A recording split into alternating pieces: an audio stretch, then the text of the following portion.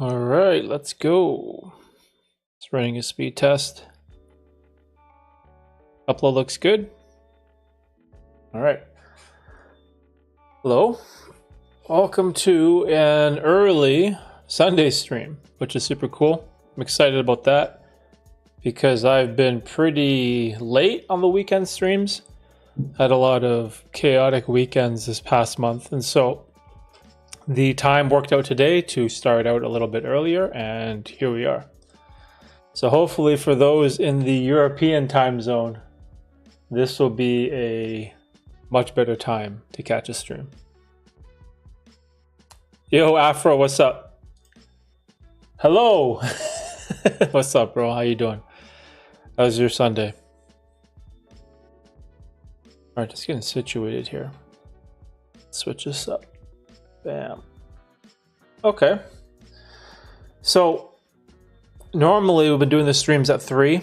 So today it's a little bit nice. Got to start a bit earlier. So those that are, let's see, 6 hours ahead, like European Standard Time, if that is a time zone, then hopefully this will be around dinner time for you. So guys like Afro, Arnie, and the crew. So always glad to see you guys.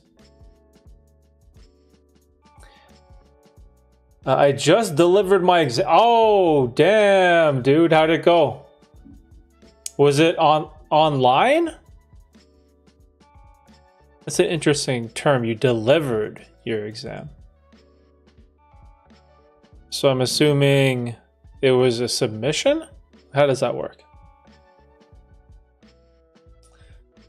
Yo, Amadita, Mamacita. What's up? What's up? How you doing? How's your Sunday?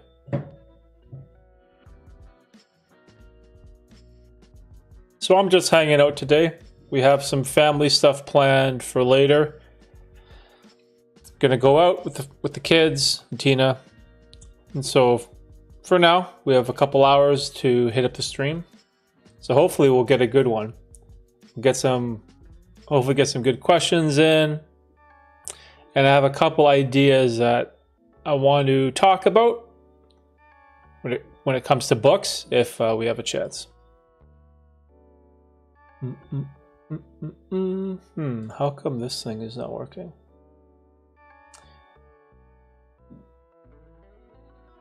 Let me see. Yo, bro, dumb. What's up, bro, dumb? How you doing? How come bro dumb's message isn't? I can't see it on. For some reason, I can't select your message, bro dumb, and pop it up like everyone else. Like Clorox works, Afro and Medita, but for some reason I can't click on bro dumb. What's up, Clorox? How you doing? How you guys like my red light? So I was experimenting today a little bit with the layout of the stream. I stuck a red light behind my father's painting back there. And then I tried to add a dark overlay on this side over here of the screen on the chat.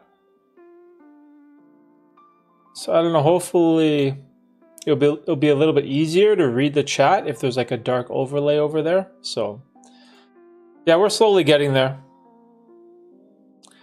And that's the thing about streaming too. It's in the beginning, it's never going to be perfect. Your layout is going to be ugly, your audio is going to be awful, your camera is going to be shit, probably won't have music.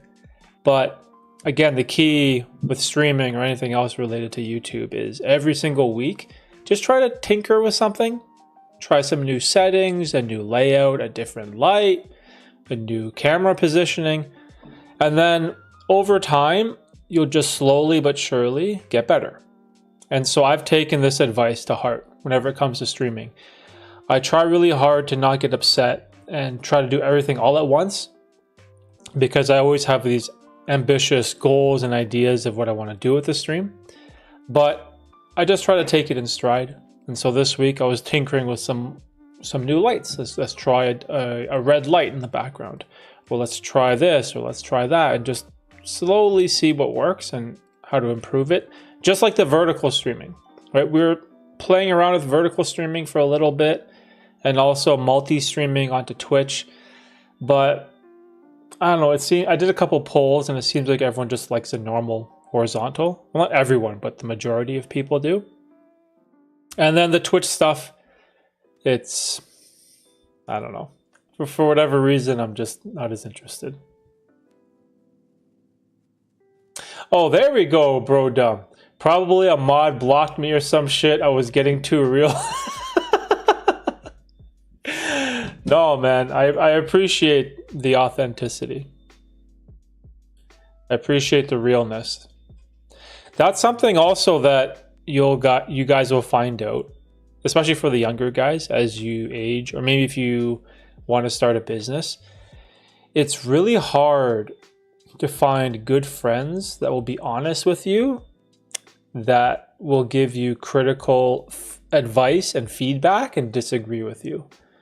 And so you'll realize that so many people, they don't want to step on your toes. And so you get a whole bunch of yes men, a conglomerate of people who appear to be your friends or have your best interests at heart, but not really.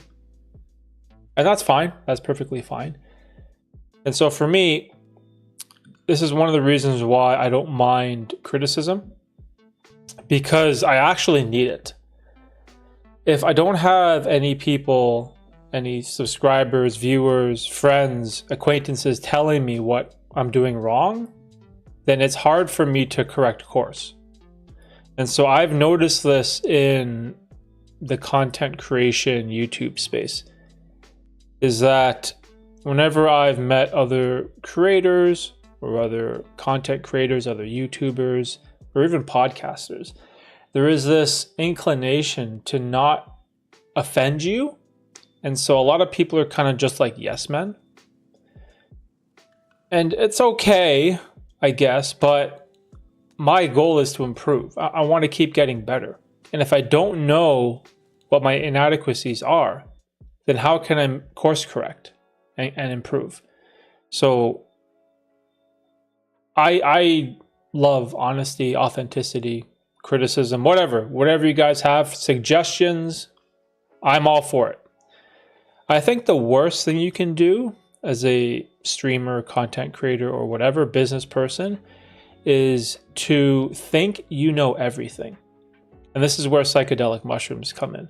If you have a massive inflated ego where you think you are always right, where you think you know best and no one else is as good as you, that is a massive, massive fault. And that is not a mindset or characteristic that you want to have, because it will stunt your growth in the long run. And I know this because this is how I used to be. In the beginning of all this self-improvement stuff, I thought I knew everything.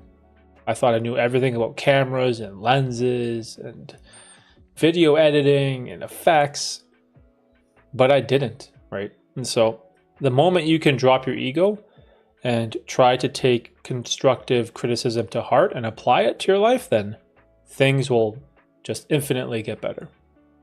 So just some food for thought. Let's see.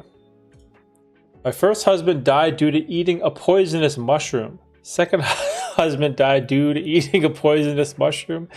Third husband died due to fractured skull because he wouldn't eat the poisonous mushroom.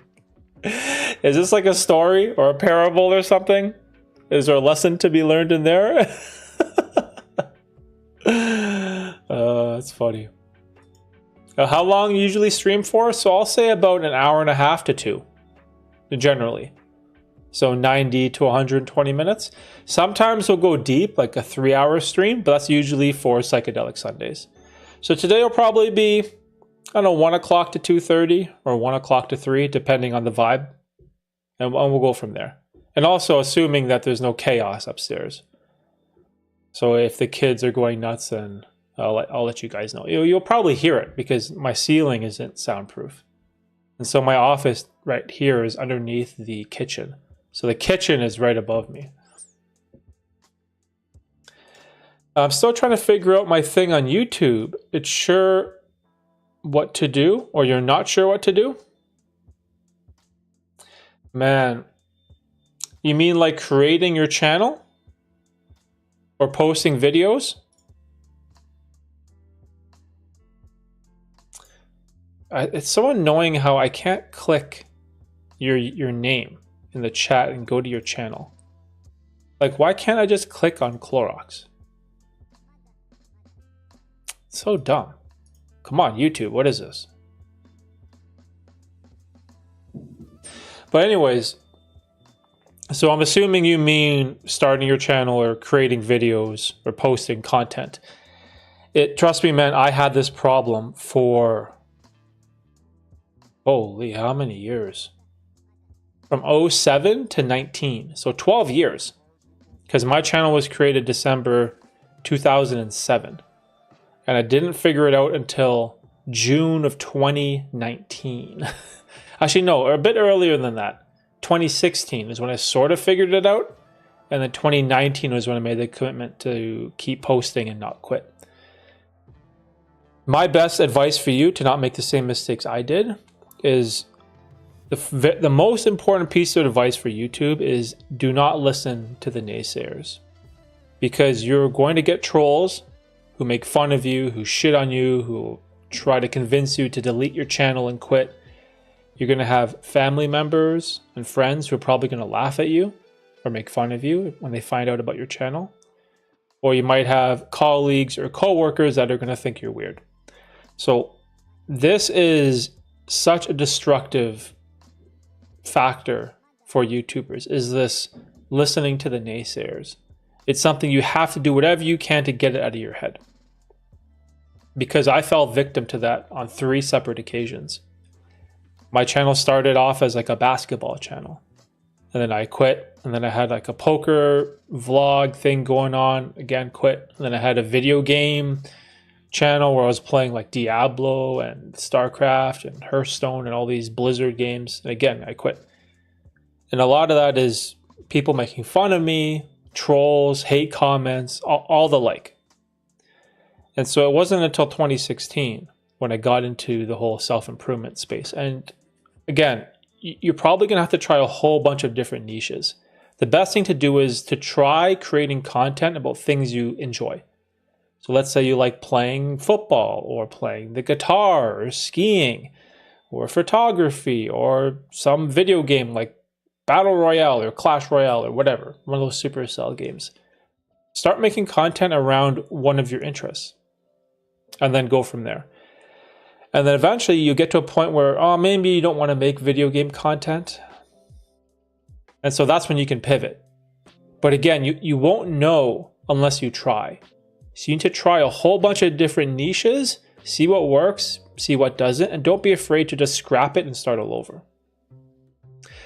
And so for me, again, it was starting, failing, and I just kept going until I found that one thing that really ignited the spark, which allowed me to stay consistent and keep going. Because that's the game. That's the whole game. Is who can post and create and not give up. That's pretty much all of what YouTube is, right? And you see so many creators who burn out and give up. And so ignore the naysayers, try a whole bunch of things until you figure out what your niche is. And then lastly, you need to be honest with yourself, completely honest, and ask yourself, why do you want a YouTube channel? Do you want it for fame? Do you want it for money? Do you want it to build a following? Do you want to do it because it's fun? Like, be very honest with yourself. If the answer is money, that's okay. If the answer is fame, that's fine too. But you need to accept that and let your subscribers know. Or else it's just going to be so disingenuous. And once the facade drops and people realize you're fake and you're doing it for all the wrong reasons, and again, you're probably going to quit, right? So be very honest with your intentions. So for me, if I'm being totally honest, money is definitely part of that equation for me because it's part of my business. But the top reason for me is happiness. This is what I love to do. And so I turn off the ads. The ads should be off right now. Yeah, ads, mid-roll ads off. So I'm not trying to make money from this live stream right now by showing you guys ads. This is what I really want to do. I am a genuinely curious person who likes to think out loud and discuss ideas and talk and just shoot the shit with friends. And that is a characteristic of who I am as an individual. This is just something I love to do. But underneath that, at the very, very bottom is fame. I am not interested, right? I'm not interested at all when it comes to being famous. That is the last thing that I want.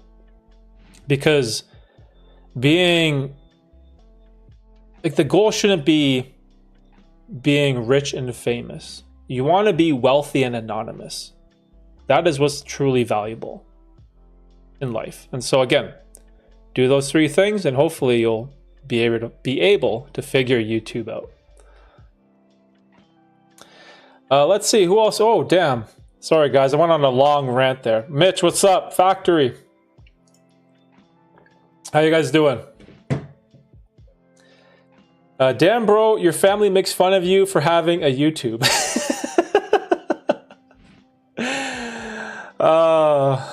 Yeah, you're gonna get it. It's inevitable, and they might not even mean it. Like I've had times where, you know, my parents called me, and they didn't like something I said on a YouTube video. I've had times where I was at work and people were making fun of me for what I was doing on the weekend.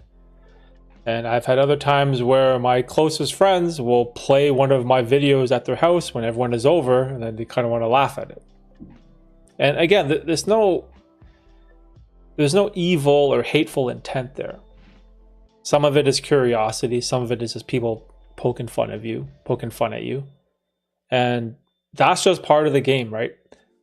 When you put yourself out there, especially on social media, and you share your thoughts, your face, your voice, and your opinions, you have to know that the criticism and the blowback is coming, regardless of how pragmatic you are, how educated you are, how professional you are, or how factually correct you are. It's just inevitable that there's someone is gonna make fun of you. They won't like something you say, and that is just part of the game, right?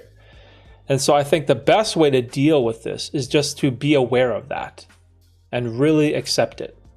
And so when I had a couple of my close friends, they got really upset over something I said politically, because they are extremely liberal and I was promoting some conservative-ish ideas, and they got really upset.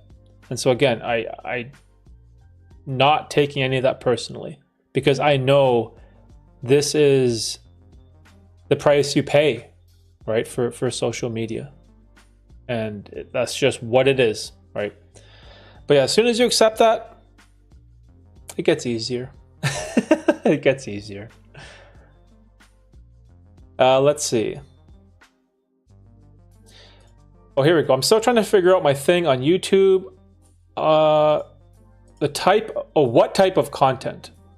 I deleted my stuff, wasn't getting many views, maybe 40 to 100, but most of those were shorts. Yeah, see, that's another thing too. Don't get caught up on the views, man. Like, look at my live streams. What am I on? 133? I get 50 views? Maybe 60? But you have to try your best to not get caught up in the analytics if you can. But trust me, I know it's tough, because you're going to look at it and be like, oh shit, how come no one is watching my videos? I'm not getting any more views. But you want to spend all of your energy, time, and focus on getting better, improving. And so I look at my stream. Yeah, my live stream's not the best. About 50 views. That's pretty embarrassing. Like, what am I doing? Seems kind of dumb, but I don't think about that. All my focus is on how can I keep improving? What books can I read to expand my knowledge and vocabulary?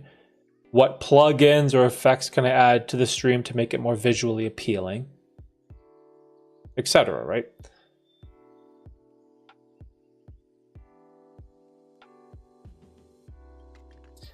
Derek, I try to like as many of your videos as possible, watch ads, and catch all your lives in hopes you will become a multi-millionaire real soon. Wow, that's so kind. Thank you, Amadita. Thank you. Yeah, I mentioned this on the last stream too, when we were talking about donations and why I don't ask for money or why I don't tell people to buy my merch. It's personal finance is incredibly important to me. And so if you guys are just starting out your journey, starting out your business, starting out your career, you want to make smart financial decisions. And so the live streams are free. YouTube is free. And so you don't have to donate or super chat or any of that stuff. If you want to support the channel and you have the money or the means, then sure, go ahead. I greatly appreciate it. But let's say financially you're not in the best situation and you want to support your favorite content creator. It doesn't have to be me, anyone. Just clicking on one of their videos and just letting the ads play, it helps, because that's free money essentially, I guess, that you're getting from Google or YouTube. And so, yeah, there's lots of ways you guys can help your favorite creators. It's not just buy my t-shirt or Patreon or memberships, or it doesn't have to be all those things. Even just a simple like, comment, subscribe, or watch an ad, that all helps too.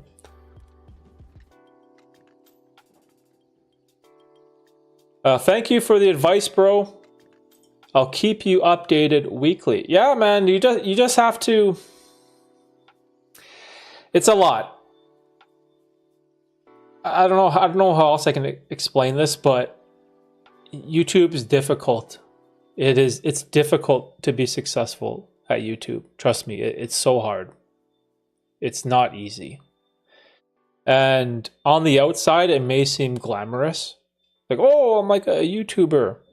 And there's been, I don't know, a few times where people on the streets have walked up to me and said hi, that they saw one of my videos. And that's super cool. But other than that, you got late nights editing. You got to learn, I don't know, Adobe or Final Cut Pro or DaVinci Resolve or CapCut. You got to learn about thumbnails, color grading, titles. Like, there's so many things you have to learn, and it can be a little bit overwhelming. And that's why it's so hard to be successful. But again, the main reason why it's so hard to be successful is that too many people give up and quit. And I totally get it. I remember starting off YouTube with, I think it was like 30 other people, and they're all gone except for 1 or 2. The other 27, they all quit. And it's like you'll have that enthusiasm, that motivation to get going, to create, and it's exciting. It feels exhilarating, and you're having a lot of fun. But then once you cross the 6 months or the 12 months or the 18-month mark, and you're not even monetized yet, your brain is going to start asking you these dark questions like, what are you doing? Why are we doing this?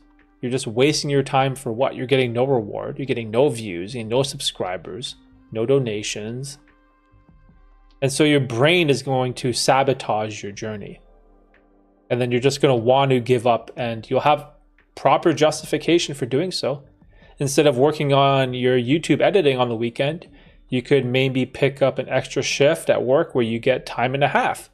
Or maybe you can start a separate side hustle or sell something on Craigslist, or I don't know, there's like a million things you can do to make money. But this YouTube thing, it's hard, man. It's like, even for me, I have so many days I wake up and I have all this like doubt. I'll look at my subscriber count and it's like 9,000 something. I'll be like, dude, how come I'm not at 10K? I've been stuck on 9,000 for so long, and you just have all these intrusive thoughts. And it happens to me all the time. All the time. But I know that I can't give in to those voices. And you just move on, and you just find a way to keep going, right? And so, yeah, dude, just figure out a way. And it could be the best decision you'll ever make in your life. Who knows, right?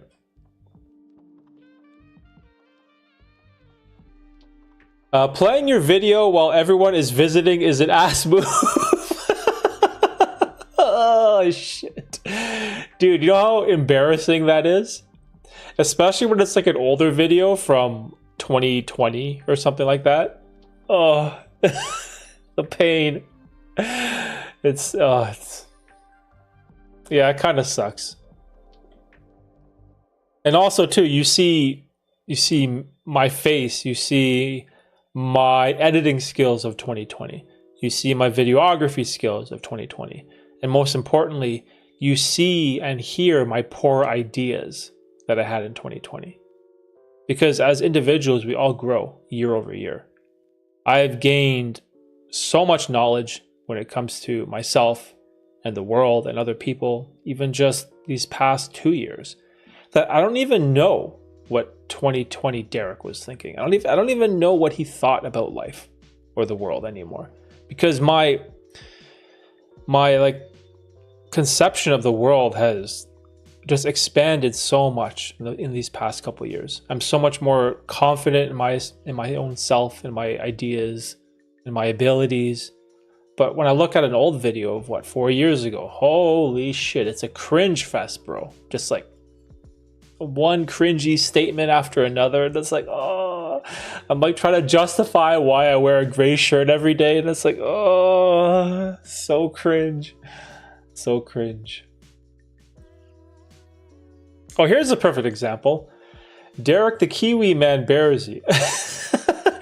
Yeah, that's another thing too. I had these videos about how I eat kiwi fruits all the time and the health benefits of the kiwi and all this stuff. And it's hilarious. It's like when you look at it, like, what are you doing? You're making a YouTube video about fruit? But I don't know. It makes me laugh. Your friends pulling up a video of you to laugh at you sounds crazy. Oh, wait, whoops. How come I can't select factories? Oh, there. There we go. Oh, the stupid rolling on the floor laughing emoji. I gotta figure out a way to fix that. Why? How come I can't show the emoji in this stupid plugin? And it ruins all the word wrapping too. Like, But yeah, factory, it's kind of fucked up.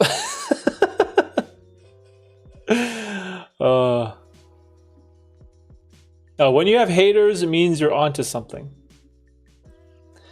Yeah, also, I think there's a certain percentage of people that they get a kick or they get some type of joy out of dunking on people on the internet. I don't know what that is or why some people have that drive, but they get this thrill of just shitting on people and making fun of people. I'm assuming they have low self-esteem, or maybe it makes them feel better about their own lives when they make fun of someone else. But there's a certain percentage of haters that I don't even think they mean what they say. They're just doing it for fun. And also there's a certain percentage of haters that are also bots. Like, how many are real people? Like real, objective, rational people that you could have proper discourse with? I bet you it's less than 1%. And so you also have to take that into consideration when you get negative feedback and people shitting on you. Like, how many of these comments are from real, legitimate people? So, how many fights you been in your life? I think 0. You mean fights as in like one-on-one? I don't think any. 0. Well, a lot with my brother, but I feel like that doesn't count. Yeah, like street fights or fights in school, it was 0. The only other fights I had was just getting jumped by people, getting robbed a couple times. But that's like 2-on-1, 3-on-1 type of shit when I was 14 and walking around. So, yeah, other than my brother, we'll say 0 for one-on-one fights. Luckily. Getting robbed ain't fun though. I got 100 to 200 views per video for like 2 years. Now I have almost 2.5 million total views. Yo, Afro, nice, dude. Congrats, man. That's dope. Holy shit. Are those long form views? The one weird thing about views too is short views. I feel like 100, no, that's not a good proportion. But there's a certain number of short views that are equal to one long form view. So I don't feel like they are equal. There's like this inflation number when it comes to shorts. Yo, Arnie, what's up, Arnie? Glad you can make it, bro. I'm here, but on my phone? Oh, where you at? Let's see.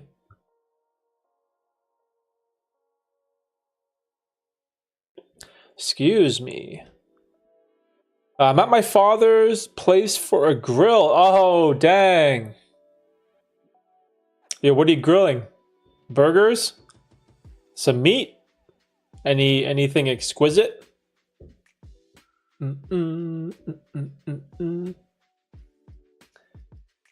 Why are humans often afraid of change? This is a good question. There's a lot of ways you can answer this, because you have to remember human beings are so different, right? Let's see. I think the answer that is the most applicable to all of us is our brain. I think it's just our brain, because your brain is really good at tricking you or convincing you into taking the path of least resistance, because it wants you to survive, instinctively, right? And so what is the easiest way to avoid catastrophe or disaster? It's, staying the course, not having to change. As soon as you change or try new things, you are inherently taking risk. And when you take risk, there's a certain percentage chance that you're going to fail in one way or another. And I think evolutionarily, that stems from probably being accepted by the tribe, right? You want to be accepted by your community. You want to go along with the flow and maintain the status quo. And if you are a contrarian or an outlier who goes against the grain, then you are inherently taking a certain amount of risk when it comes to your acceptance in the group or tribe. So I think that's where that comes from. Because I have this all the time. I'm thinking, why would I do this? It's so risky. Quit my job or start this business, or it's hard, right? Because there's always this risk. And the other factor is that human beings we're creatures of habit, right? Habit, ritual, routine, that's what we're about. And so even for me, my morning coffee ritual, I don't think I could ever give it up. Well, I think I could, maybe, if I had enough desire to, but those habits, those routines you develop, they're so hard to break, especially like eating habits or even procrastination habits. All of those are incredibly difficult to break and form new ones. So yeah, it's a combination of a lot of things.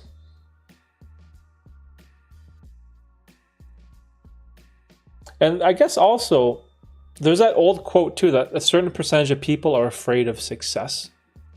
So they're afraid of change. I don't know how legitimate that is though. But it's probably connected to failure in one way or another, right?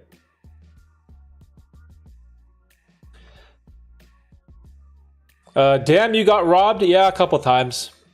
That's what happens when you're 14 and you're out late all the time, just roaming around.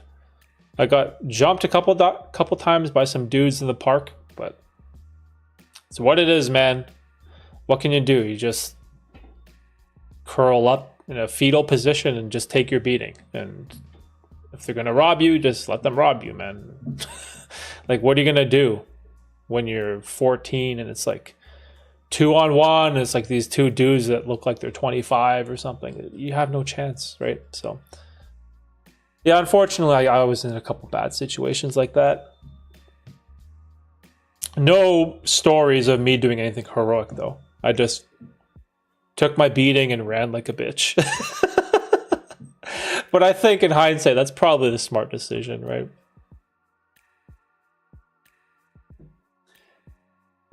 I had one video of myself on YouTube many years ago giving birth to my son. It was for my family, and it scared the crap out of me whenever I noticed it reached over 3K views. It wasn't a good feeling. Oh, wow.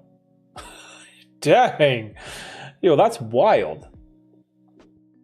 Well, I'd imagine the views are from other mothers or other pregnant women who want to know what to expect when it comes to childbirth, right?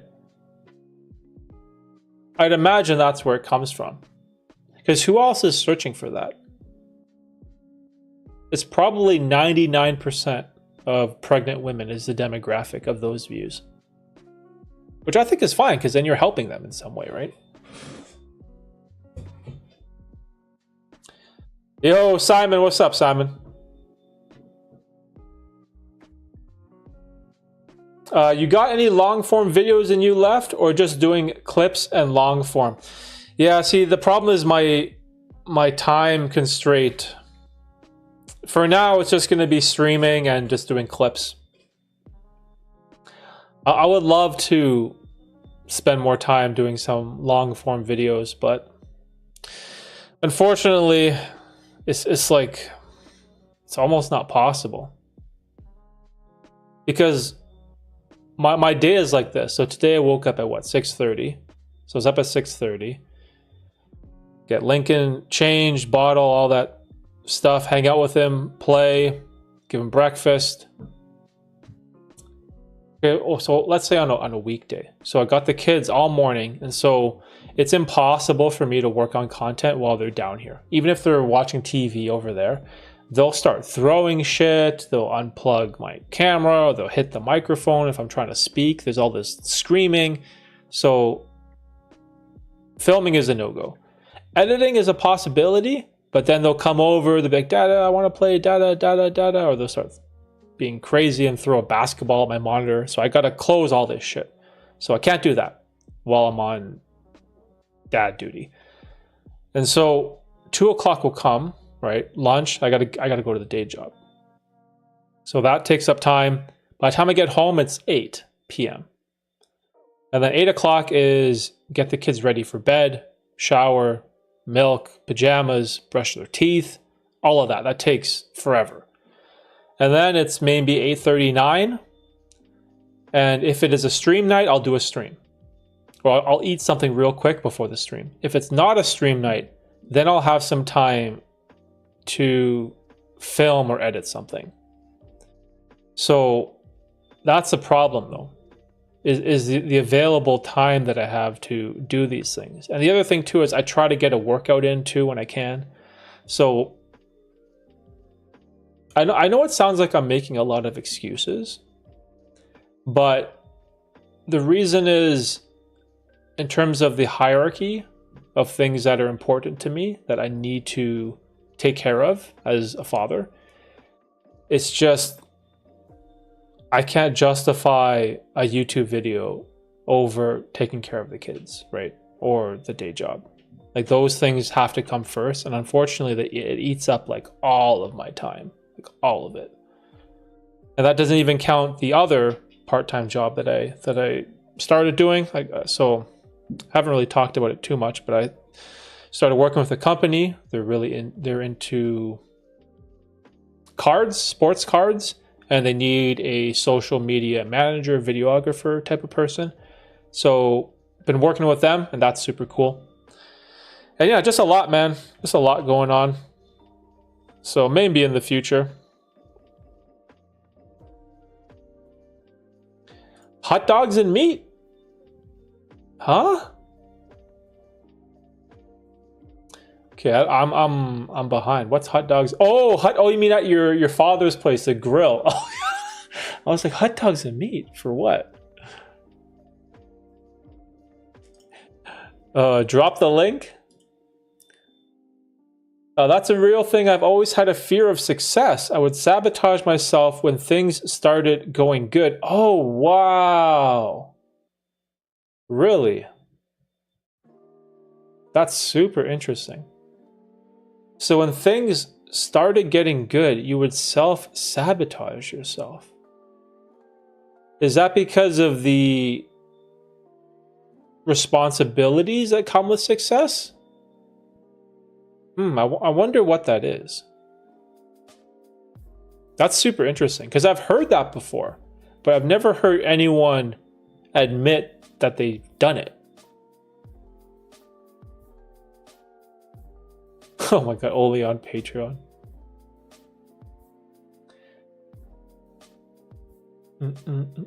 Oh, let's see. Our boy Arnie. How can compulsive and rash people recognize and improve their behaviors?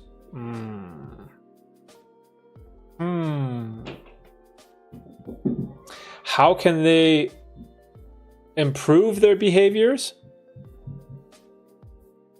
So the problem with this question is that if the desire doesn't come from within, then they're never going to change anything. So let's say, for example, if you have a friend who has some type of compulsive addiction, or they make a lot of rash decisions without thinking them through, you can give them all the advice in the world, and it's probably going to fall on deaf ears. And so that desire to change has to come from the individual. That is the first step, that they want help, or they want to fix their life, or they want to make better decisions. I've noticed that far too often when it's some outside source or third party telling you to do something or telling you to change, human beings don't like to listen. We're too stubborn. We're too set in our ways and the way we think. And so if said person does want to change, the next question has to be, why? What for? And if you have a very powerful reason for doing so, then I think it's easier to make that change. So say, for example, when it comes to health and fitness, when you're younger, the reason is usually girls, right? You want to get stronger, you want to get more buff, you want to look more attractive because you're trying to get a girlfriend, for example. But then later in life, as you age, those goals will change. And once you have kids, then you'll have that same motivating factor for that desire. And that is, you want to be healthy, you want to live long, and you want to be around as a dad. So, and in between, it's kind of hard because what other motivating factors are there unless you're some bodybuilder who really enjoys fitness, or maybe you love sports. But so as soon as you have a reason and it's powerful enough to motivate you to do something about it, then you can really take action, right? The person that's always saying, oh, I want to lose weight, or I want to get in better shape, or I want to get ready for summer, it's just talk. And then so many of those people never take any action, and they just look the same year in and year out. And maybe they go to the gym for 2 weeks and then they quit in February or March, just like everyone else, right? And so again, it's finding a strong enough reason why, like something to motivate you. And then you can sort of make a course of action. Now, when it comes to rash people, that could just be a personal characteristic. I know, or I have a couple friends that are, what's the best way to put this? What's the term when you don't wait? Oh, impulsive. They're very impulsive. They see something, oh, new iPhone, bam, they buy it right away. There is no thinking process in between the impulse and the purchase. And that is key. You have to give it time. And if you are a rash or impulsive person, you see things, you want things, you buy things. And you have to slow down. And so I do this sometimes with photography or videography. A new lens or camera will come out, I just want it. I want it right away. There's like a super wide, fast prime lens that came out for my camera. Oh, it's perfect for streaming. I gotta have it. It's like $2,000. It's in my Amazon shopping cart. But then I look at it and I wait. And I wait and I give it more time. And then you can make a better decision.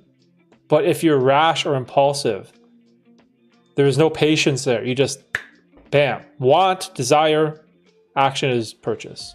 And that's it. So I think in that case, trying to build up some type of self-control or patience is huge. It's so important, man. Especially when it comes to the way we shop nowadays, with everything just being delivered. Next day delivery, Amazon Prime comes right away, free shipping. Oh man, it's such a trap. Oh, it's such a trap. Good question though. Derek, most of my viewers were from China, man. Whoa. Whoa, what is that? Okay, I guess I was completely wrong. What the fuck? The hell is that? That's so weird. My husband was like, you should put up breastfeeding videos. He was joking with me, but the idea alone makes me... Have you guys seen this renaissance of breastfeeding videos of OnlyFans people or girls? There is some loophole on Instagram where if you show or if you make a video of breastfeeding, it's deemed as educational, and so you can just show like the full breast and everything.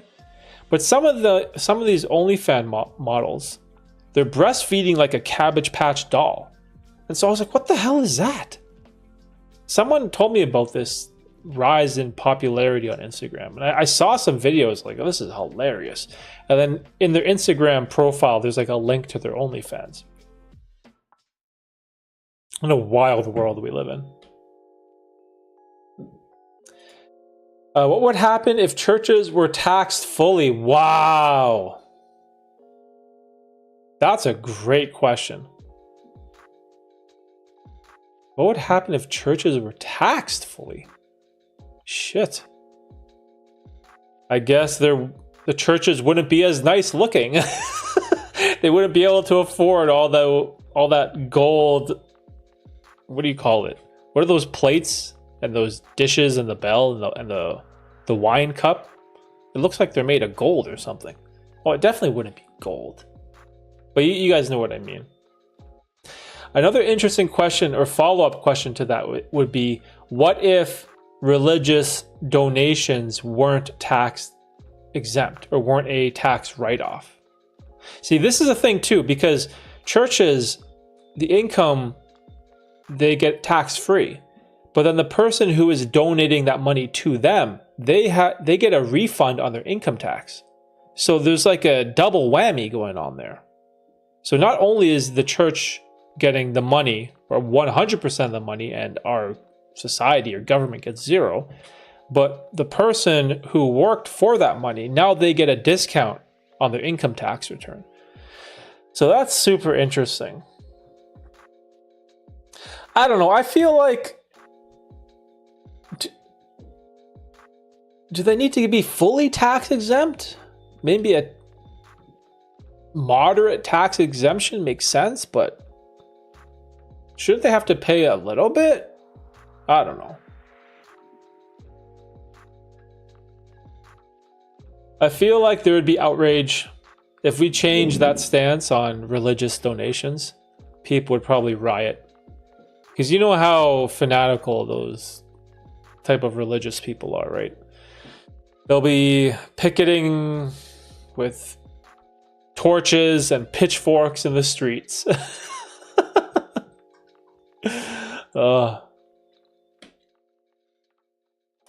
Ooh, here's a good question.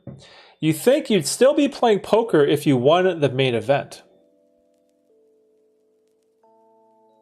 I think I'd be broke, if I'm being totally honest. If I won the main event, it probably would have made me delusional when it came to the skill that I had as a poker player. And I probably would have thought that I'm again, the ego. I probably would have been so arrogant. Oh, I'm the fucking best poker player in the world. I'm the shit. I won the main event. I won $10 million. And I probably would have let it ride and kept going. Bigger buy-ins, more tournaments, high limit cash games. And it would have led to disaster. Because if I'm being totally honest, I was not an amazing poker player. I was just better than average, I guess you could say.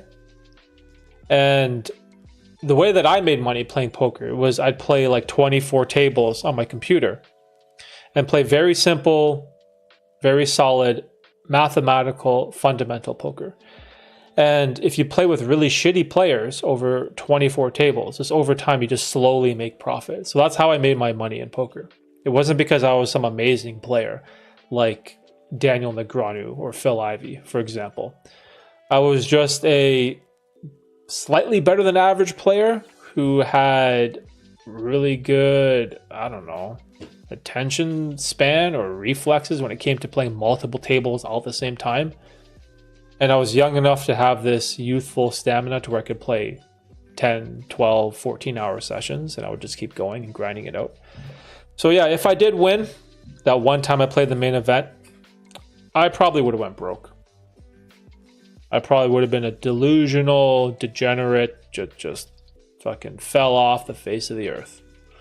So maybe it was better off that I lost.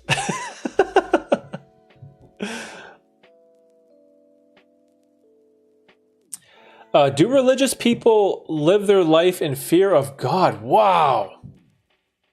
Fascinating questions, because the topic of religion is something I like to talk about, but it's not my area of expertise. I definitely think not all, but there must be some percentage of people or of religious people who live with the fear of being cast to a purgatory or hell or whatever the equivalent is based on your religion. I'm sure there must be a certain percentage of people who have that fear, right? But I think the vast majority of people, they have some type of comfort in knowing that they have a community, or knowing that they're worshiping the right being, and that one day when their life ends, they're going to be able to be accepted into heaven, or they'll get, 70 something virgins, or whatever. They'll get sent to the afterlife, and they'll live a prosperous life in death. And so I think a lot of people gain comfort from that belief. Plus, there's something nice about having a community. Because again, human beings, we're very tribal. We need each other. We need community.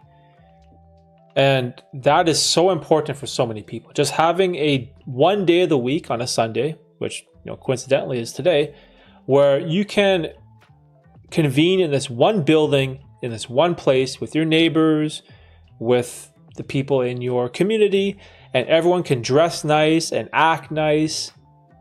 And there's something cool about that, right? It's just a nice day that you can spend with people that have the same beliefs as you, I guess. So I'm sure there's tons of people that draw comfort, immense amount of comfort from that.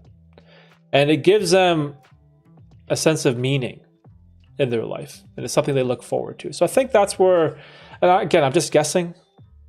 I'm just taking a blind guess. But to answer your question, yeah, I think it'd be the minority. I'll say the minority of people live in fear of God. I go to the gym to feel better about myself. Not sure if girls are noticing yet. You know what I notice about the gym? When you go and you make gains, most of the people who notice are guys.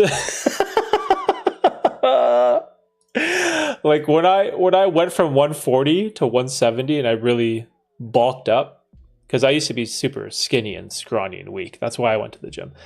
But as soon as I bulked up and made progress with muscle mass, it's all guys. Like, yo, bro, you hitting that chest? Yo, your shoulders looking jacked. Yo, bro, you want a workout plan? Like, those are the type of people who notice. It's other guys. Or at least that was my experience. It's like all my friends. Cabbage Patch Doll, yeah, man. Look it up. Instagram, OnlyFans, breastfeeding videos. I don't know how you would search for that, but Christianity is a business. Uh-oh. The religious people are going to come after you, Afro.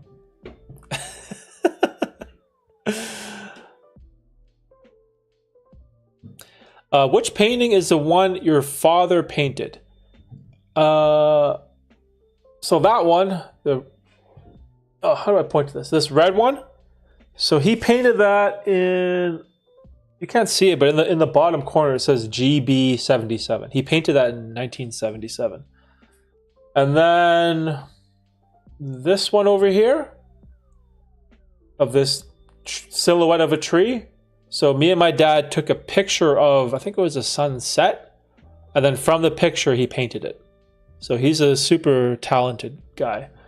And then this painting here, this one right here is Tina's. And these pictures are all from my dad. And I don't have any of my stuff on my wall anymore because it's embarrassing. My stuff is so shit. Yeah, Tina's very artistic, good at painting and drawing and all that type of stuff. And then my dad, again, super creative guy, into painting, photography, all of that. So they're super talented. And I'm a scrub. Do I have any of my stuff here? No, I don't. I probably stashed it away because it was so bad.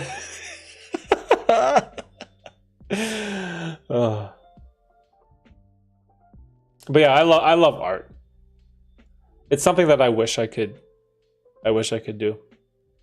I have no artistic talent when it comes to drawing, or I don't know. In Buddhism, their hell is being born. In Tibetan Buddhism, the end goal is to not be reborn. Instead, realize that nothing about what you experience right now is real. Damn, son. Yeah, my family is mostly Buddhist, but I don't know anything. I like the Buddhist parables and the ideas and the teachings. I really enjoy those. But when it comes to the actual ideology and the belief systems, I have no interest in any of that. I don't know why. I don't know. Like God and the afterlife and reincarnation, these aren't things I ever think about. In my regular day, those thoughts never come across my mind. I guess I just have no interest. I was 115. Damn, 115. Holy shit, dude. At the beginning of this year, now I'm 150. Yeah, the other guys at the gym are noticing. Maybe the girls notice too, but they just don't say anything. Yeah, I'd assume so. I'd assume the girls do notice, but because generally it's the I don't think women don't approach guys and comment about their body. It's usually the other way around, right? It's usually us chasing women, right? I'm sure they notice, dude. Simon making gains, bro. That's what, solid 35 pounds? Shit. That's like increasing your frame by like 40%. Keep going, bro. Keep going. Oh, see, Amadita knows. She said exactly. Man. Usually a near-death experience brings people to religion. Wow. That's fascinating. Is that what I need? Do I need a near-death experience? I've never had one. Never had a near-death experience. I've talked to people who have, and it sounds super fascinating. Like their life flashing before their eyes, like all the cliches, right? Seeing a bright light, seeing their death or their kids, or seeing grandparents who passed, and seeing all these things they could have been or could have accomplished. Just wild, wild visions. But yeah, I've never had a near-death experience, so in the real world or in dreams. I'm actually so interested in Tibetan Buddhism. It has so many similarities with psychedelics. Oh, dang. Yeah, I'm not too informed. I don't know the similarities at all. That's crazy.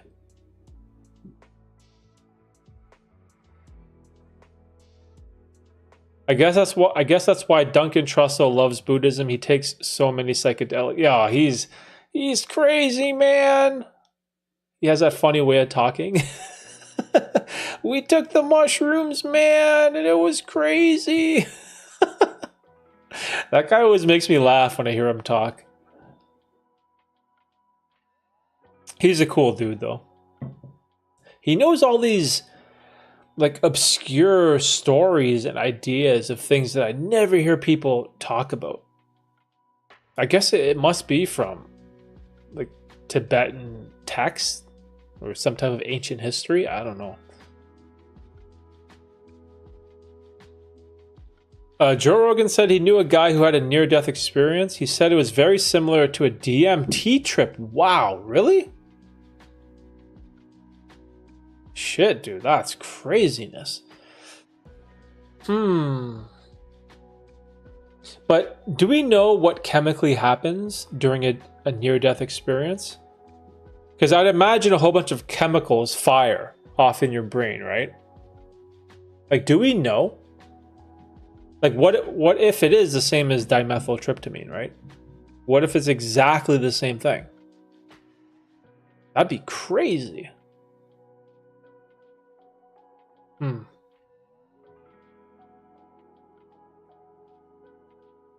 I guess I'm just too shy to talk to girls at the gym because I'm still one of the weakest guys in there. Oh, dang. Yo, don't worry about that, bro.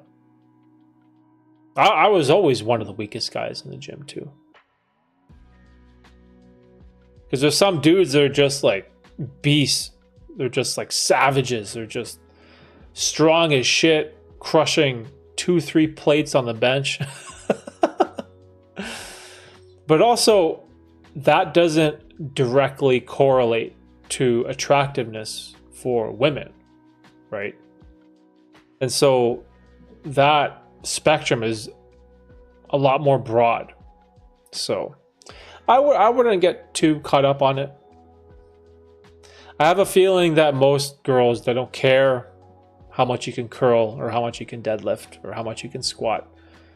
I'd imagine they're more interested in if you are an interesting person, if you have funny stories, are you entertaining, are you nice, are you, I don't know, like, you know what I mean?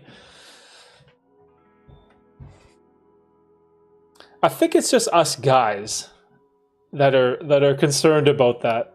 Because I was like that too. I was like, oh shit, look at that dude, he's benching 275. And then I put my weak 185 for 5 reps. Oh, sucks. I could never do the man's bench either. For the longest time, I wanted to bench 2 plates, 225. I could never do it. The closest I got was 205, and that was it. That was the closest I ever got. So yeah, don't worry, Simon. I feel you, bro. I'm weak as shit too.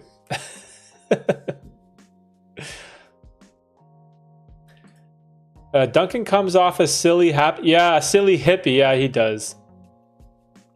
He has that whole look to him too. Like, he looks like a hippie, man. We notice, but if we look your way or mention anything to you, we'll imagine me going up to you guys and saying, I noticed you are getting huge, etc.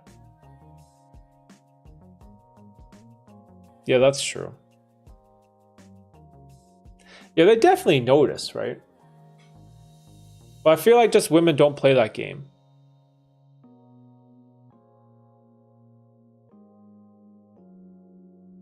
Derek is now the strongest guy in the gym. Yo, I wish, man.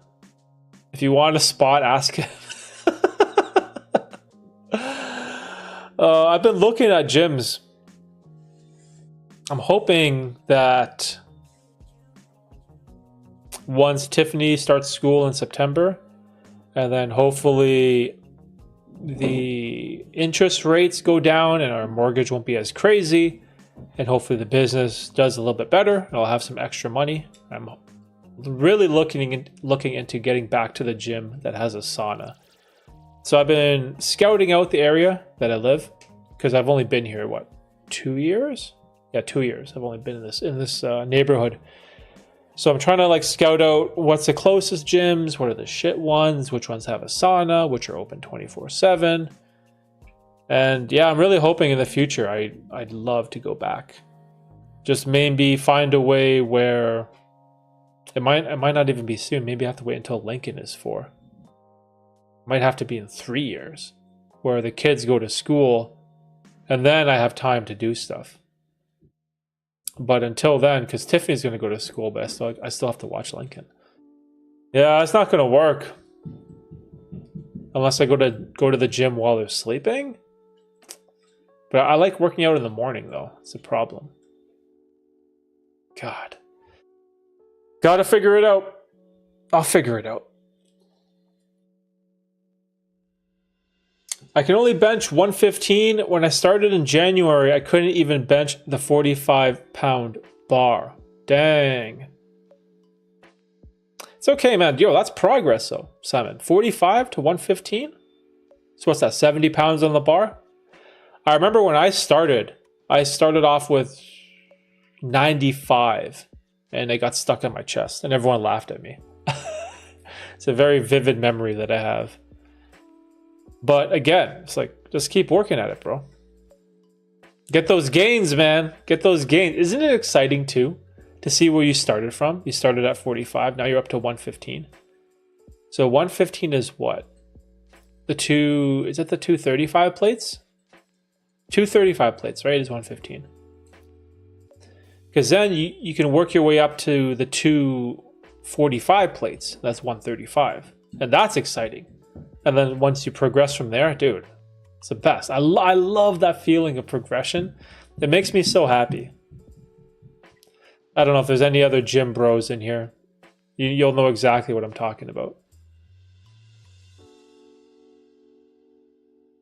That's crazy progression. Newbie gains. Newbie gains is legit. I wasted my noob gains, though. I didn't know how to lift properly when I started.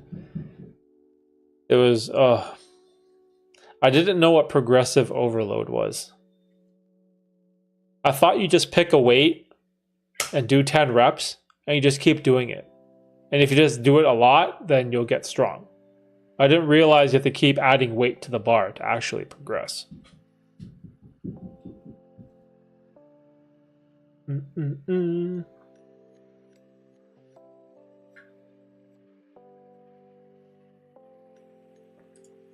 I was always a nerd. I never worked out. I was the same, man. I feel like we all come from the same kind of place. Us nerds that play video games all day or gamble all the time or just watch movies and Netflix.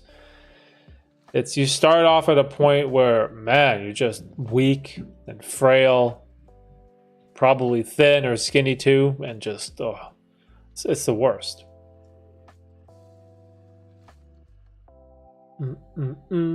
Yo, Afro, you hit 225 after 1 to 2 years. Yo, beast. Yo, this guy. You hit you hit a, what do you call it? The man's bench.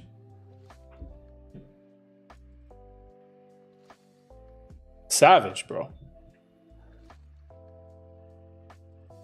Like for me, it was 90 to 205 took a couple years. But it wasn't until the last year when I put a lot of emphasis into the bench. I think the first couple years, it was only like 90 to 135. And that's when I made my mistakes. I got to 135 and it was like 10 reps of 135. And then that's all I would do. I wouldn't add a rep. I wouldn't add weight. I just kept doing that same weight over and over and over. I thought that that's what makes you stronger. So yeah, those days the information was so poor. That was like way back. How old was I? It's like 20 something. 26? Something like that.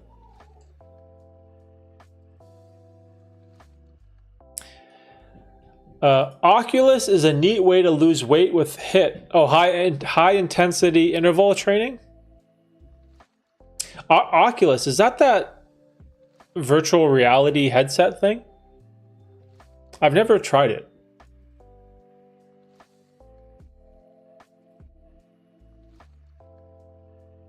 That's pretty cool. Anything aerobic or cardiovascular, man, so important. For me, that's basketball. Basketball is like my cardio thing.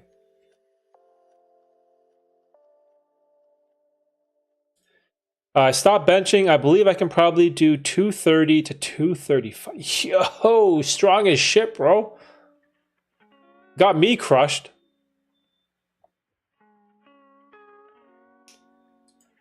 I got excited when I finally put a 25-pound weight on each. Oh, I call those training wheels. Oh, what dick said that? Yo, what an asshole. Training wheels? Shit. God. That's not cool. But also, it's motivating, right? See, that's the thing. You can take that criticism or that person laughing at you and you can get butthurt, get depressed, and then, oh, I'm too weak, and then quit. That's the dumb decision. Smart decision is, keep going. Use that as a little bit extra fuel or motivation or whatever, right? But damn, dude. Training wheels, fuck. Ooh, what is the future of streaming? Wow. I don't think I've ever thought about that. What is the future of streaming? So in the short term, I definitely think there's going to be some type of push towards smartphone streaming. So like the vertical streams on YouTube. I think TikTok has it as well, and also Instagram. So I think in the short term, there's going to be this push towards that. But I feel like the horizontal Twitch streaming experience, or like the one that I'm doing now, it's a lot more enjoyable. It's just having that extra screen space. It's something about it is nice. And all these extra plugins and stuff. So I feel like both vertical and horizontal streaming will be here to stay. But the big kicker or the big breakthrough when it comes to streaming is going to be this whole VR, AGI, augmented reality headset, Oculus, Apple Vision Pro, I don't know, whatever that shit is. When you can integrate that with streaming, that's going to be crazy. Where you're wearing a headset and you're watching someone else who's wearing a headset stream what they're seeing and doing or something like that. Like, what? You're going to be doing what? So I'm sure there's going to be some advancement in technology when it comes to live streaming in the future. It just has to be, right? What that is, I don't know. I guess we can only speculate. But I have a feeling it'll be something to do with VR. Or even that, what was that podcast that Lex Friedman did? That Lex did with, dude, his face is all blue. He owns Facebook. God damn it, what's his name? Not Bezos. Zuckerberg. Yeah, Zuckerberg. Lex Friedman and, is it Mark Zuckerberg? I can't remember his name. We'll say Mark Zuckerberg. I can't remember his name. So they had a podcast episode over VR and it looked nuts. I was like, holy shit. Yeah, Mark, right? Okay, thanks. That must sound dumb over here. Can't even remember the Facebook guy's name. That shows how much I care about Facebook. But yeah, they had some crazy podcast where they're in some virtual reality meta. I don't even know what you call it, but I think there's infinite possibilities for live streaming, because it's just like YouTube and video creation, but it's not recorded, edited, and posted. It's just posted. So I'll probably try everything like I always do. Try the vertical stream on YouTube. It was kind of eh. I'll probably try everything as we go.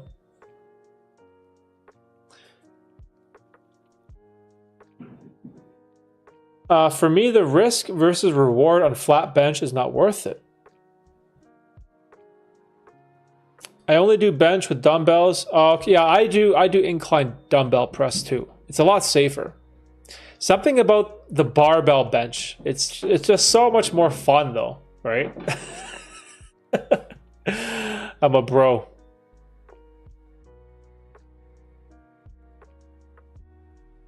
Hot tub streaming. Oh my god. Yeah. That shit ain't for me, man. Hot tub streaming? Oh, it's so cringy. God. I get it though. It's if you're some, I don't know, super hot girl that looks good in a bikini and you do a Twitch hot tub stream and you get a whole bunch of guys sending you donations and subs, more power to you. You know, I got nothing against that.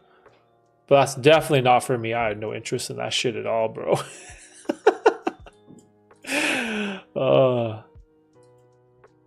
What if humanity all died in a disaster at the same time? Will there always be some survivors? Holy shit. What if humanity all died in a disaster at the same time? I'd imagine a tiny percentage of the population would survive, but even if they all died off, wouldn't the process of evolution hopefully take place again over the next 100 million years or whatever? If the Earth is even still around that long? I feel like there's always going to be some disaster. Because you would need a global disaster where I think the one does. I listened to a podcast about this too, about nuclear winter. That if there's a certain amount of nuclear bombs that goes off and it causes a nuclear winter where the soil is lifted up into the atmosphere and is just full of ash and dust, it can create this thick layer in the atmosphere where it blocks the sun. And that can encapsulate the entire circumference of the Earth. If that happens, then everything dies. If we have no sunlight, if there's no ability for plant life to grow, then we can't sustain ourselves. So that is probably the one big disaster where we all perish. And that's probably because of starvation, right? But yeah, I think in a situation like that, I don't know how anyone survives. Maybe there's some crazy asshole in a bunker with doom prepper with canned goods for millennia. I don't know. Interesting question though. I don't know the answer though. I'd imagine, I'd have to guess. Maybe there's always got to be some survivor. I'll guess some random dude.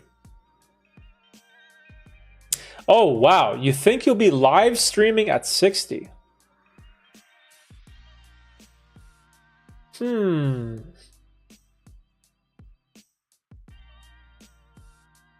I think it depends what my interests are. So for me, I love like conversations, just talking about stuff, learning about stuff, just ideas, kind of like podcasting. So I wonder though, if I could do podcasting or live streaming, which would I do? Because I really enjoyed podcasts as well. Because podcasting is easier than streaming, in my opinion. Because when you have a podcast, you have a guest and you can bounce ideas off of them. And you don't have to be the person who comes up with all the dialogue. And so in this, a live stream, I have to do all the talking. At least you guys can ask questions and I can take a little break and read your question, and then we can sort of have a back and forth and think about things. But a podcast is so much easier because I get to shut up. I can just sit there, do nothing, let the guests talk. And so I think that's easier to do. But the problem for me with podcasting was getting the guests. It was just such a pain in my ass that I hated it. At least in the live stream, the only person I have to rely on is myself. And so when I'm ready to go live, bam, we're live, and I don't have to wait for some jackass, right? So when I'm 60, I think I would still probably be doing some form of communication.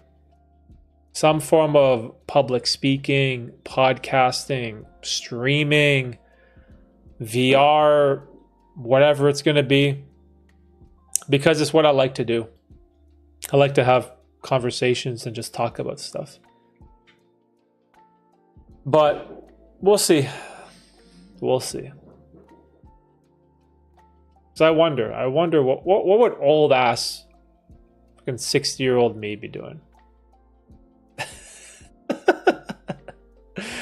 That'd be funny. Feels different here without Cowboy and Red. Yeah. The goats. Yo, Cowboy's hilarious. Cowboy always had me crying, laughing. Yo, dude, Cowboy is so funny. I've told that guy on numerous occasions, yo, be a comedian, dude. Your shit's hilarious.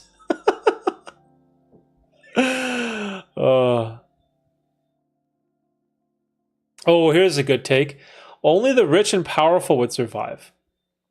I believe the American government has a 3-story doomsday bunker. Dang. That's a good point. The people with extreme wealth, extreme resources.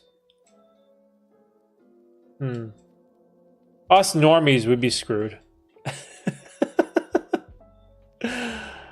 Ay, ay, ay. Yo, Arnie, you watch Tristan's dumpster diving stuff? I can't believe I was into that. That is not something I never Google search that stuff. I never look it up on YouTube. I've never watched a video. And I saw Tristan like dumpster diving some mannequins, or he found like a tablet, and I was like, what is going on? And so I watched it and it was super entertaining. I thought it was really interesting.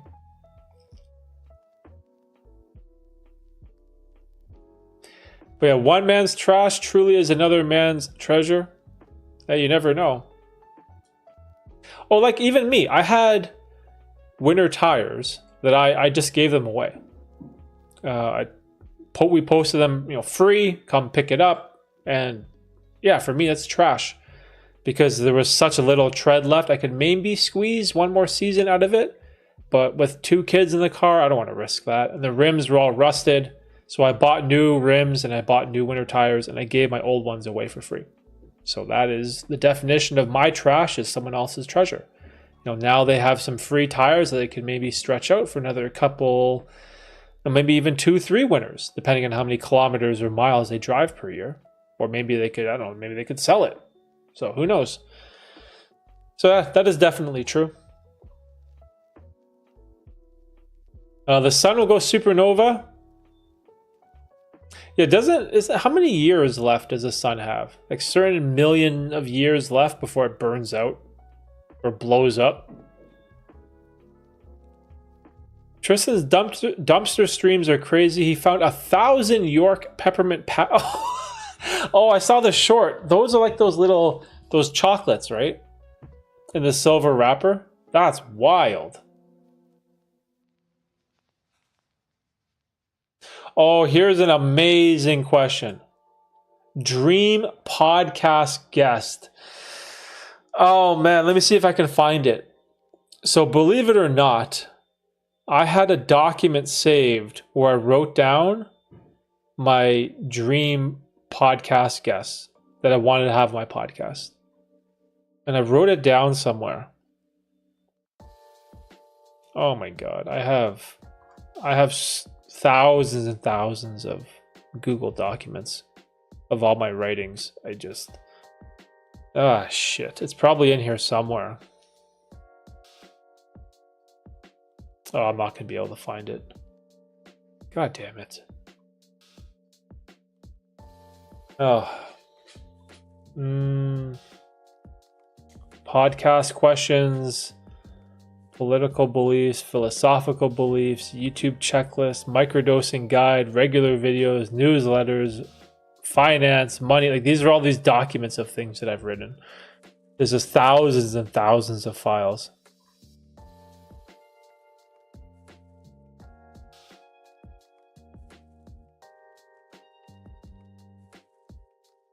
Oh, I found it. Yeah, right. Oh, this is an old one. It's not up to date. Okay, so we can go over a couple people that are on this list that I would have. So I had this idea a long time ago when I started my podcast. I think it was like 2 or 3 years ago. And I called it the Dream 100. And the idea was write down a list of the top 100 people you want to have on your podcast or you want to talk to, and then reach out to them or email them or keep up with them. And then I don't know how to describe this. If you're always working towards that goal, you're probably not going to get all 100 of them, but maybe someday you might get a couple. And so this was like the idea that I was really focusing on. And so I had a list of a bunch of YouTubers that I really wanted to talk to. So at the time, I was into a lot of self-improvement stuff. So this part of the list is old. I had Better Ideas, Captain Sinbad, Matt Diavella, Nathaniel Drew, and Hamza, and Ali Abdal on my list of people I really wanted to talk to. And these are just like YouTubers. But as time has gone on, my list obviously has evolved. And the number one person that I would absolutely love to have a conversation with is, without a doubt, Naval Ravikant.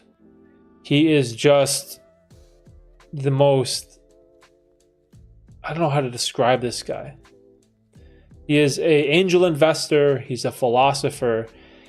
And right now he's on a sabbatical from podcasts. He did Rogan, I think, like 5 years ago, and then he stopped. He just took this massive break. He has like amazing ideas about life. If you guys don't know who he is, he has a book called The Almanac of Naval Ravikant. And he just gives you these amazing, amazing ideas about life. Just such a brilliant, insightful guy. I would love to have a conversation with him. So he would definitely be up there. I'm sure in one sense or another, I would love to talk to Joe Rogan, I guess. I don't know. I don't know why. I guess it's because I listen to his podcast all the time. But I feel like he is like a bro father figure that I learned a lot from. But the thing is, if you listen to all his podcasts, you already know what he believes and how he thinks. So I'd probably maybe want to talk to someone that I've listened to a bit less. So yeah, for me, Naval Ravikant is probably the top of that.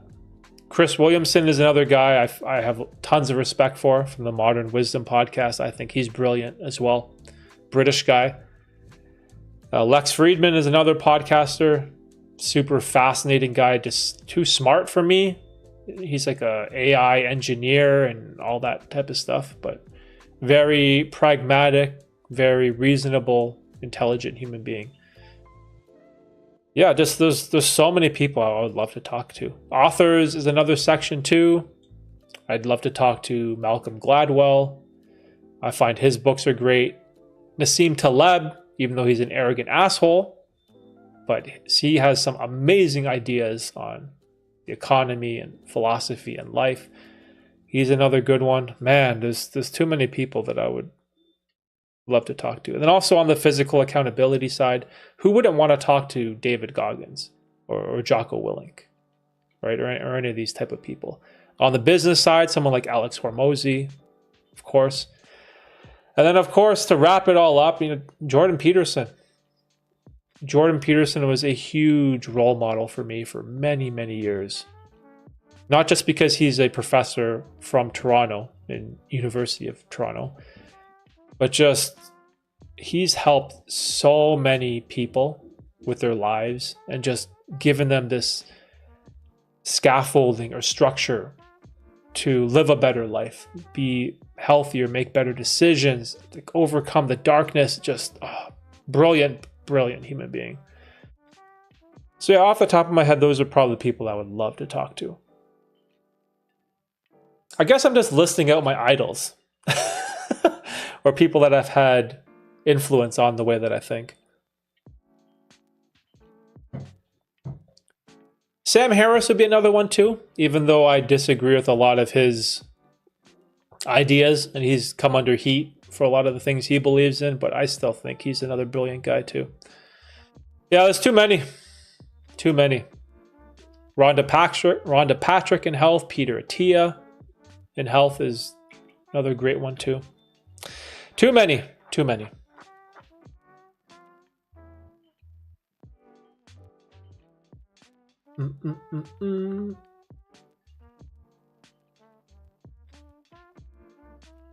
Yeah, you haven't had a guest on your show in a while.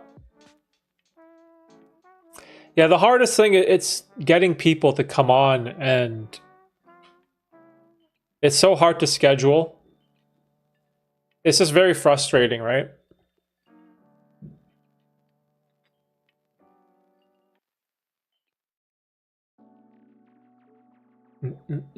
Wait, what is going on? They took the expired food that was about to be thrown out?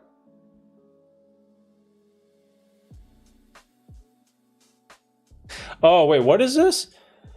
Should watch The North of Sun. It's a documentary about Norwegian surfers who made a hut from trash that washed up on the beach. They lived there for 9 months, spent a total of What? Yo, what is that?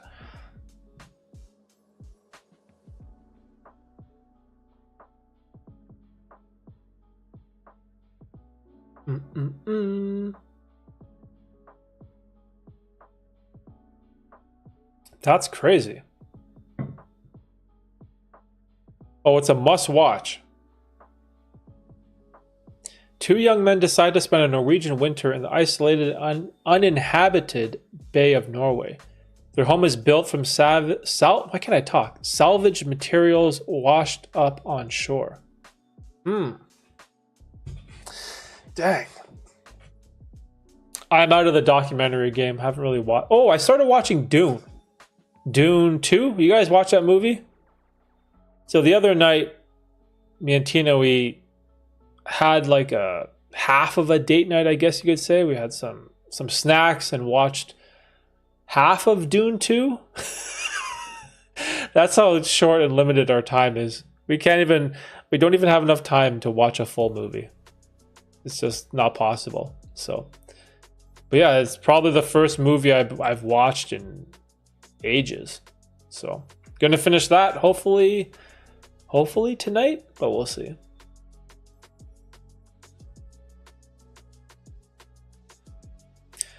Bro, I'll be your dream guest. Oh, for the podcast? Yeah, the podcast is one of my failed business endeavors. I sort of gave up on it. It's just so frustrating. Maybe one day I'll get back into it. Who knows? The newsletter is another thing I want to do. I want to get back into writing. But this is a problem, right? You can't do everything. It's so hard to do everything. To make videos, to make shorts, to live stream, to have a podcast, Discord server, website, newsletter, coaching calls. Like there's just so many things. It just eats up all your time. And if you try to do everything, you just end up being shit at a lot of things rather than focusing in on maybe just 1 or 2 things, i.e. streaming, and try to get really good and competent at it. So that's sort of what I'm trying to do. And so I've kicked the newsletter, the website, and all those other things to the side briefly. I still have the coaching calls because they're every once in a while type of thing. But other than that, there's just no time, man. You have to pick which battles. And even look at, there's still Twitch, there's still Instagram, there's TikTok, there's Kick, there's all these other platforms too that you can make content on. And people always say, oh, you should be everywhere all at once. I'm like, how? Like, who has the time for that? How can you be everywhere? You're going to post content for all the platforms? Like, dude, craziness.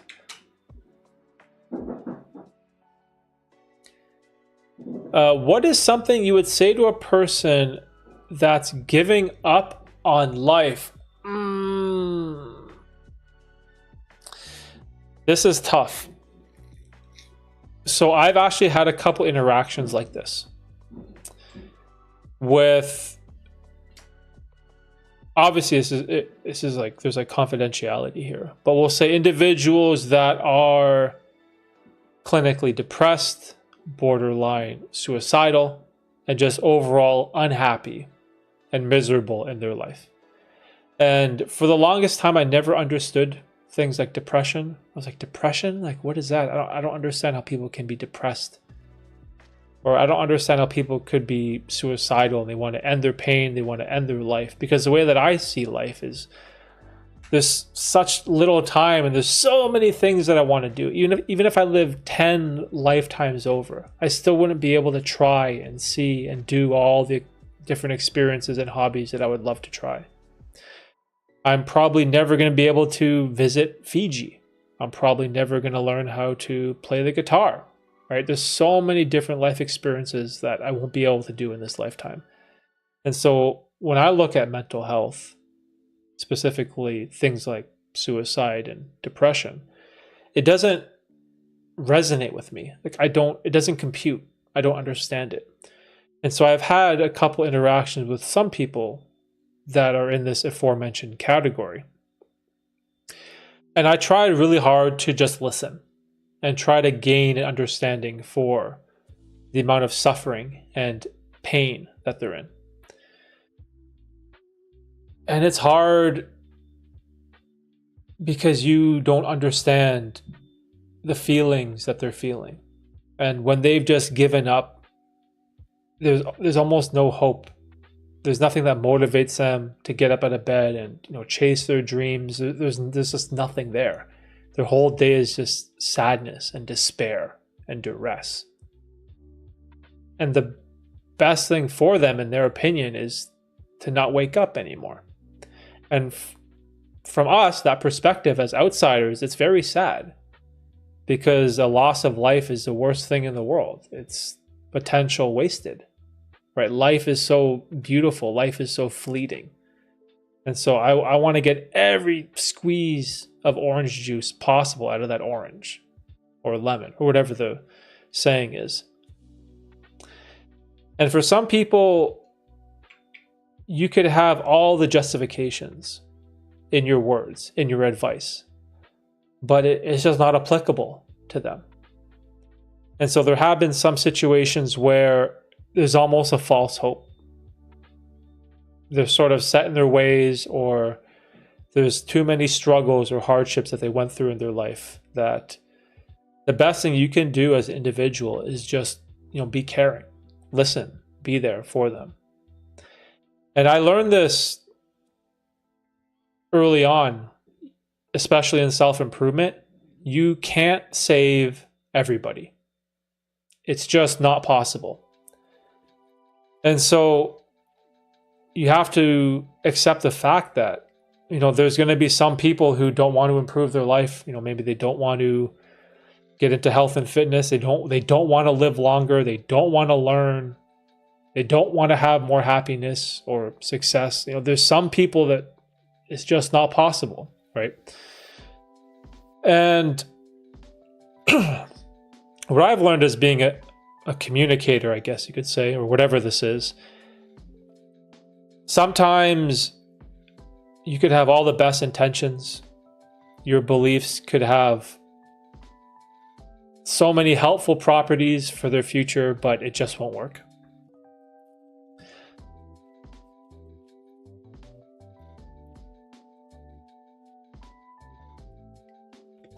So yeah, to answer the question,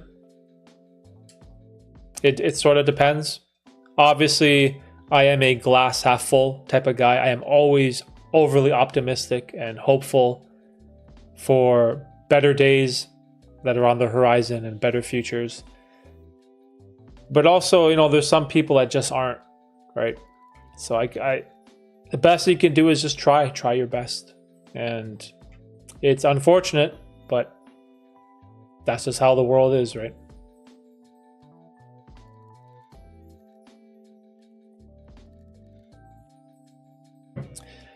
When you're depressed, you don't want any more life experiences because the ones you've having are really bad. You don't see a way out of it.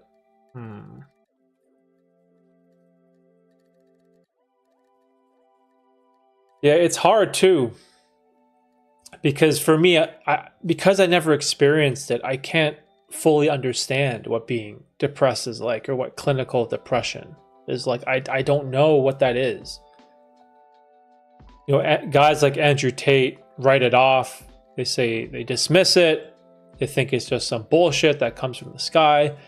But then on the other side, the counter argument is that there's medical professionals that say that this is like some type of disease of the mind, and it's treatable with SSRIs. Or then there's a third opinion, I guess more like us in the mushroom sphere, where maybe psychedelics are the answer for stuff like that, but who knows? It's so messy. Like mental health, depression, anxiety, all these concepts are just so incredibly messy. But I think for us, it's just, you know, do your best to help in ways that you can, and that's all you can really do, right? At the end of the day. Did you know that the man who invented college didn't go to college? What? Really? Who invented college? Let's see. Who invented college? College was founded in 1088? Wait, that can't be right. Oh, there's all these conflicting dates. Yeah, what the heck is that?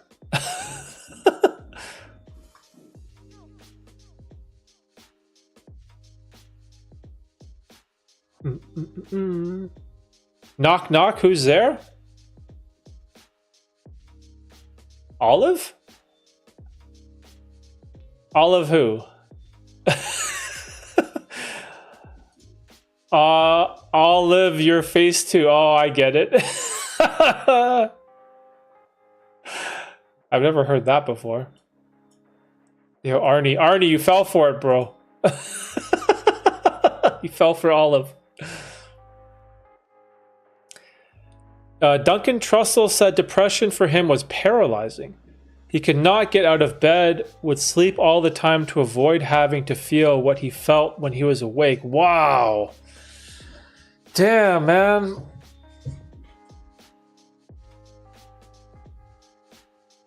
Yeah, I don't know. That must be so horrifying. For you just want to, it's so bad that you just want to escape it. You don't even want to get out of bed.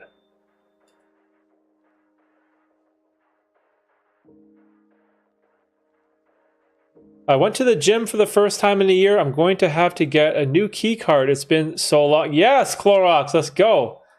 Nice, dude. Good for you. Good for you. I'm jealous. Oh, I can't wait.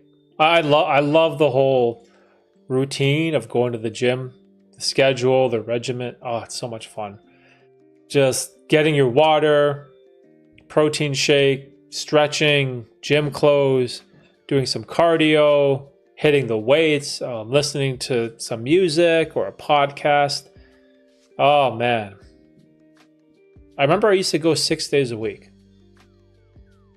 It was the best. After my morning coffee, good to go, man. Loved it.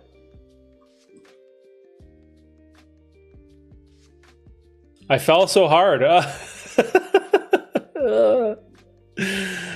Oh man, Amadita, you got his ass.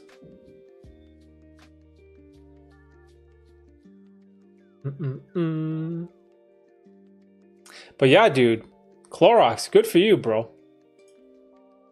Yeah, good. Happy for you, man. Happy for you. Also, I was reading this book the other day. I don't know if you guys have heard of it, but I think it's called Outlive by Peter Attia. It's a book basically about longevity. And based off of all the scientific evidence and literature when it comes to health, fitness, eating habits, like just overall longevity, living healthier and longer, exercise is head and shoulders above the rest. And basically no amount of diet or supplements or any of those type of crutches will amount to a very strong regimented workout routine in terms of the longevity benefits. It's literally undeniable now. And I found that so fascinating because so many of us think about, longevity or living longer or being healthy. Oh, what do we eat? Yeah, that's important too, right? But exercise, it's just so undeniable on all levels now. And even when it comes to sleep is another one that's undeniable, right? Getting a good night's sleep, exercising, eating well. Like those three pillars are the foundation for a long and healthy life. But just realizing how much more of that pie that exercise takes up now is eye-opening to me. So luckily I do have some weights at home. I have some adjustable dumbbells that go from 10 to 90 and I have an incline bench, so I can do some stuff. But I miss barbell squats. I miss seated cable rows. I miss the lat pull down. I miss all those things.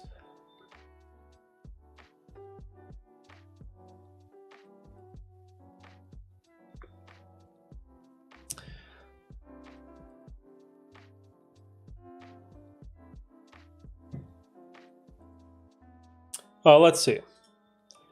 What does work give a person besides money? Yo, Arnie, man, good questions today. Lots of questions I've never thought of before. What does work give a person besides money? Well, the first thing that came to mind was purpose. Do you guys ever hear about those stories of people who work their whole lives? They get to 65, their age of retirement, but they keep going because they love their job. They get to 70, but then they get cut off from their benefits. They get to 75, and now they're getting kind of a little bit too old and slow to be competent at the job, and so they're kind of forced out of the workforce. And then a few short years later, they pass away. And then so many people think, the shame. He worked so hard, and then when he finally retired to enjoy his life, he died.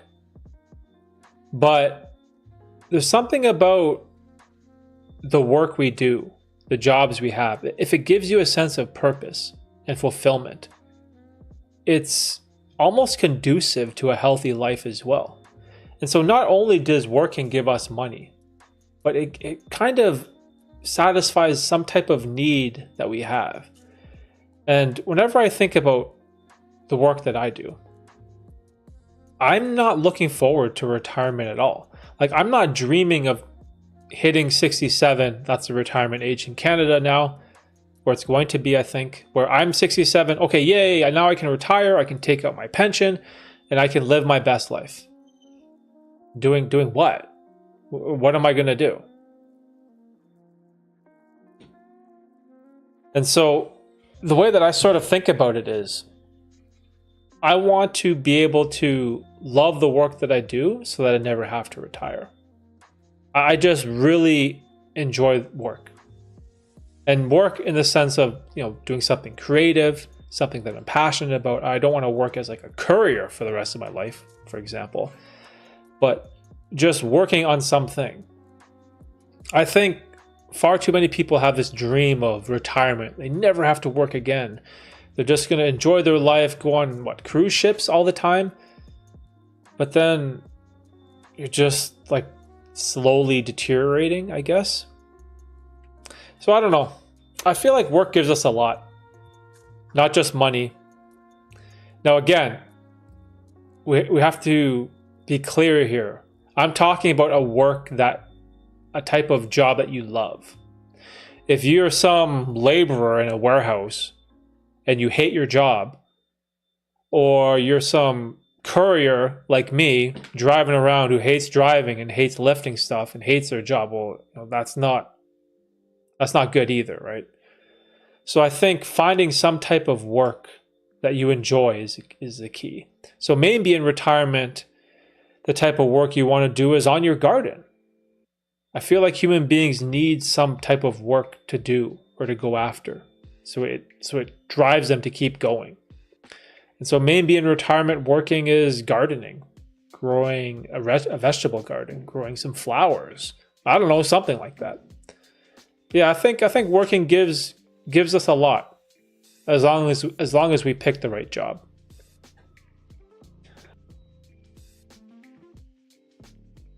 Damn, I'm losing my voice or something. Talking too much. I need to do a podcast. Stress. That is true. Work, the wrong job does give you stress, and also the wrong kind of stress. Derek, did you once say you didn't like cannabis? If so, why? Might remember wrong. No, I'm indifferent on cannabis. I don't hate it. I don't love it. I don't know. If there's a blunt going around, sure. But it doesn't really do much for me.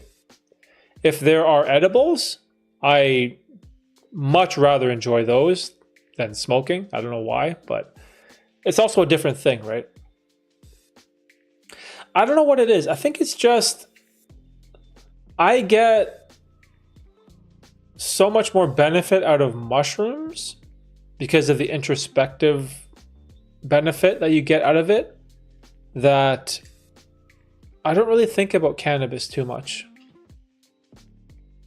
And also in a social setting, I usually don't need it, because a lot of people like alcohol, or they like weed socially, right? It's a fun activity, it's a social lubricant, it loosens you up.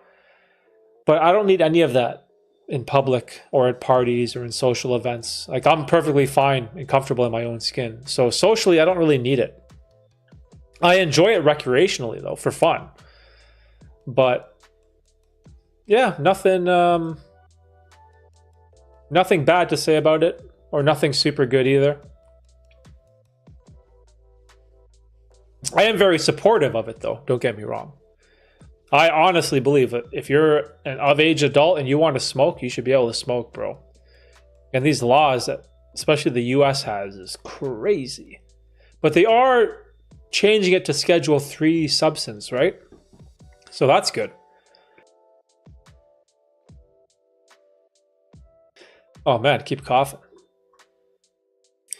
It's almost time to wrap it up. Let's do one more question, then let's call it a day. What do you fear on the job the most? Wow. What do I fear on the job? Yo, Bean, what's up, Bean? What's going on, bro? Good to see you. I'm almost wrapping up soon. Amadita has an interesting question. What do I fear on the job? You know what? To be perfectly honest, and some type of car crash, I think, is probably what I fear. Because I'm driving around, I think the only fear that I have is some crazy asshole just running a red light, smashing into me and like ruining my life, or worst case scenario, losing my life. I think that's the only thing I really fear. there's some fatal accident. Because that would suck. But everything else, fear of losing my job, doesn't bother me. Failure, whatever. This is what it is. Coworkers laughing at me or thinking I'm stupid or fucking up at the job. So what? Don't care. But I think, yeah, the fear is getting hurt. Getting hurt in some type of accident. That is probably what I fear, because that is what will hurt my family, right? Do you need outro music? I don't know. Do I? You tell me, bro. Do you plan to dance to any of Afro's music in the near... Oh, I love to dance, but not on stream, though. There's no space. Yeah, I'm the guy at weddings that I have no shame. I have no fear. Dance? Let's go, bro. We're partying? Hell yeah. I'm one of those guys. Zero social awkwardness.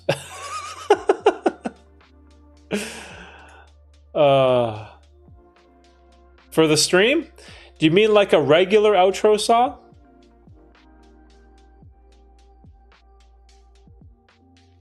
Up to you guys.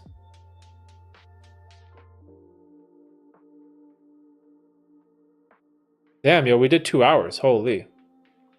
Oh, just for this one? I still have your previous track that we played last time. The sax mastered.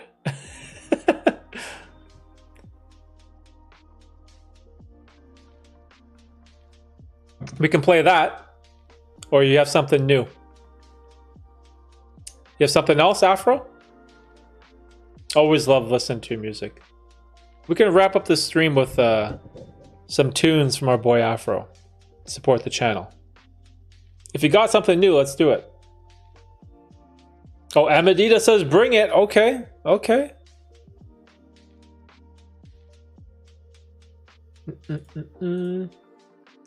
Yo, Bean, my guy.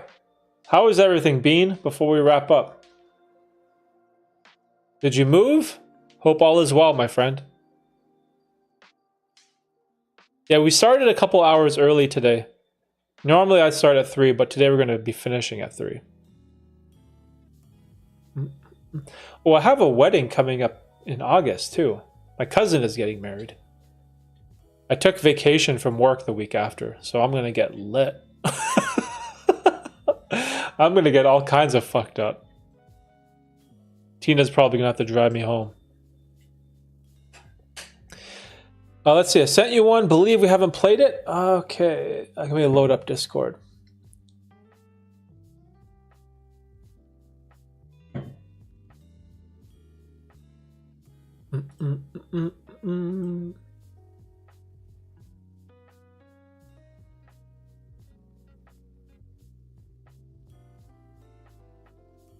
Uh-oh. Virus.wav? Indie demo.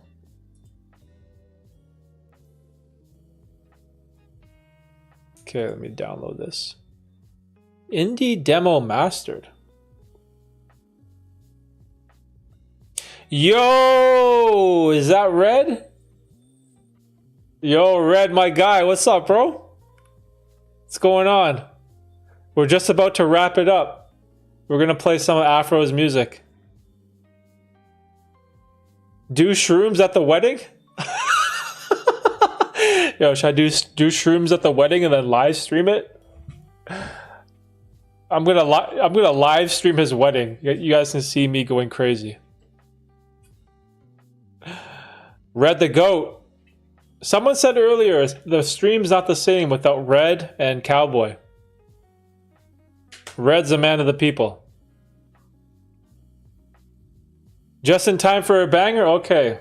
Alright. So I got it locked and loaded. Alright guys. I'm gonna run the song. And then just gonna shut the stream down after that. So I appreciate you guys as always. Afro, Arnie, Amadita, Factory, Red, Bean, Simon. Who else is here? Appreciate all. Oh, Bro Dumb with a great question. Appreciate all you guys. I hope you all have a good Sunday and have a great rest of your week. New week tomorrow. And I hope that you all find happiness. And here is, let's pause my shitty music. Here is Indie Demo by our boy Afro.